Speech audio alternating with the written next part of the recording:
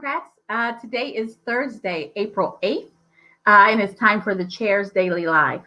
So, yesterday was incredibly heavy, and I told you guys I was going to try to come back today with a little less heaviness, but I made the mistake of, before I do that, I want to remind you, I'm going to talk about bills, elected officials, and elections.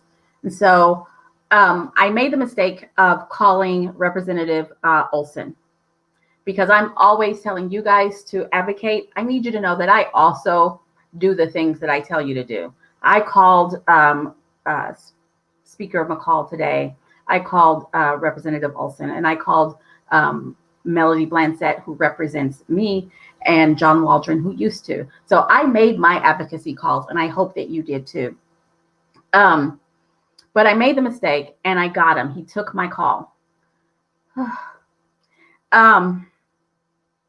He doubled down.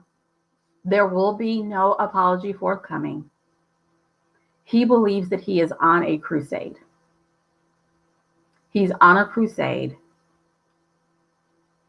to meddle in business that is not his.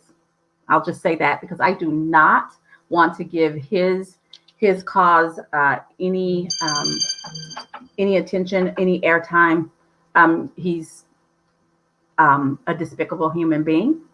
But just because I made my call does not mean it's too late for you to make your call. I still want you guys to make your calls.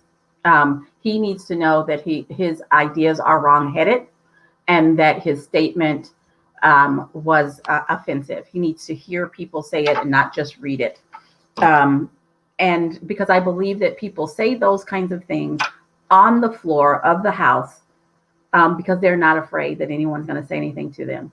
And we have to, every time, we have to let them know that we're not happy about it because we had the colored babies scuffle several weeks back, maybe a month back.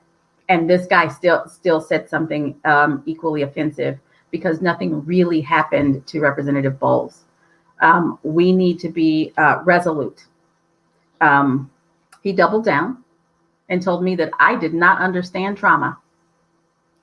And that he knows oppression. Okay. All right. So please call Representative Olson if you haven't yet and let him know how disgusting what he said was. And I asked him about that birthday person. No, he just thinks that it's important that he regulates a woman's body. So we'll just leave it at that. And I think that we've gotten to this place where a constituent will call and a legislator feels quite comfortable yelling because he yelled at me. Feel quite comfortable yelling and doubling down on racist rhetoric because nothing happens. And then you look at the bills that have been presented in this cycle, and we have bills that bar gender diversity training, that calls including all races in social studies education divisive. The requiring a citizenship test to graduate high school. It's as if these people didn't go to high school. The stuff on the citizenship test is actually taught in high school. We all got it. Now, whether or not we paid attention to it or took it to heart is a whole nother thing, but we all got that education. And this need to codify it into law is, I keep trying, I've looked at my thesaurus, I keep trying to come up with a different term for it, but I keep coming back with performative. A lot of the things that they're trying to codify into law, like, specific documents being taught in history that are already taught in history, that they're trying to codify into actual, make it into law, is all just a performance. It is all just theater. And it's disgusting. Oklahoma has real issues. We have real issues. We have runoff from our chicken plants, right? That's contaminating the water in some of our communities. We have, a lot of our neighbors in our rural communities who have to drive an hour and a half to get to their closest hospital.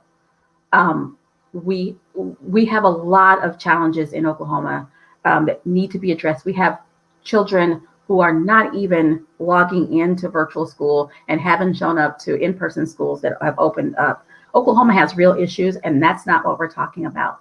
We're not talking about how do we get more teachers in Oklahoma, and we definitely need them. We're not talking about that. We're talking about how can we exclude a big portion of our population from a future. And that's disgusting. And it demonstrates exactly why we need more Democrats in elected office.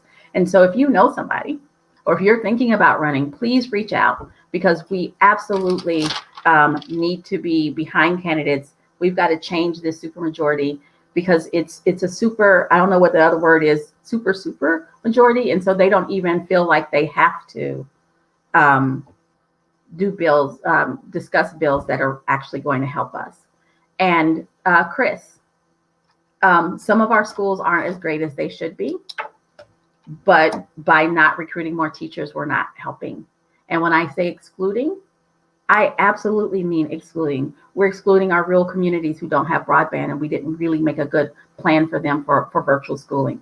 We're excluding our Native American population by erasing 52,000 Native Americans off the voting registration rolls all at one time. We're not going after the kids who we just lost during the pandemic, education-wise. So when I say exclusion, I am being very specific. When we have folks referencing colored babies, that is very exclusive language.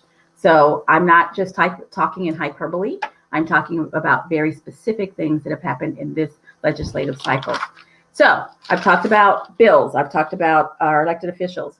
The next election that we have coming up is on May 11th. We're looking at a month out. We're a month out. There won't be people on the ballot, but there will be propositions. If you in your community, it's not going to be not all of us will have a ballot initiative, but there will be some proposition special elections on May 11th. So if you haven't requested your absentee ballot for the rest of the year, it's not too late. Please go out, sign up for your absentee ballot, because on things like special elections for propositions and municipal elections and school board elections that have the low turnout, a lot of times the low turnout is not just apathy, but it's because people aren't aware that they have an election. And signing up for your absentee ballot is a good way to be notified that you have an election coming up. That's Oklahoma State Election Board. Click on the voter portal, sign up for absentee ballots. It's not too late. All righty. So I want to remind people that the Oklahoma Democratic Party is in the middle of reorganization. So we've already had our precinct elections, and we've had county elections where we've elected new county chairs, vice chairs, and secretaries. Next up are congressional district conventions. There are 5 congressional districts, 5 congressional district conventions. So go out to the Oklahoma Democratic Party Facebook page, website, click on events, and find out how to get involved in your congressional district's convention. There's a lot of stuff happening before May 1st, though. So I want to read you some dates, because you know I like some dates. I want you to get involved. This Saturday is April 10th. There are 2 conventions happening on April 10th. We have the Women's Federation Convention, which is starting at 10 a.m. Go out to the website, figure out how you can get involved there. We have the African American Convention also on Saturday the 10th. The keynote for the African American Convention is Lavora Barnes. She is the chair of the Michigan Democratic Party, and she plans to talk about, all the activity that went around the election, the presidential election in November. If you guys will recall, there was a great effort to erase a lot of those ballots, and Chairwoman Barnes was right in the middle of it and making sure that every Michigonian ballot counted, and that's what we need. And I'd love to hear her perspective, because they had a very different experience than we did. That is April 10th. Go out to the website, find out how you can get involved there. Next Saturday is the 17th. There is the convention for the Young Democrats of Oklahoma. See how you can get involved there. In Oklahoma, we've extended our young dim definition to be all the way up to the age of 40. So if you're 40 and under, you're still considered a young dim. See how you can get involved there. They'll be electing new leadership on April 17th. Also on April 17th, we'll be having Campaign Academy. If you're thinking about running, you're thinking about becoming a campaign professional, helping people get elected, or just being a super volunteer, please sign up for Campaign Academy. We will have the tools and tips and tricks from experts in Oklahoma elections there teaching those classes. That too is on the website. So go out, sign up, register for Campaign Academy. And then state convention is June 12th. That's when we elected, when we have elections for chair, vice chair, secretary, and treasurer. And then on June 11th, we're going to be having training again on that date as well. So there's all kinds of things happening where you can get involved. And now is the time to get involved if you want to be around for the midterm elections. And I know it seems like it's early to be talking about that, but it really isn't. We need to be getting the word out for our candidates right now. So if you're thinking about running, and I see we have one candidate watching today. Hello, candidate Swoboda. Thank you for recognizing the importance of getting out there early, announcing your candidacy. John Swoboda is running for Congress in Congressional District 1, where I live in Tulsa. Reach out to his campaign, see if there's a way that you can help him get involved. All righty, guys, that's a lot of information. Yes, and happy birthday to Amber Jensen, the chair of Congressional District 3. I hope you're having a great one. I've purposely not called you so that you can enjoy it. All righty, you guys, I'll be back tomorrow at 4:15. You guys have a great one.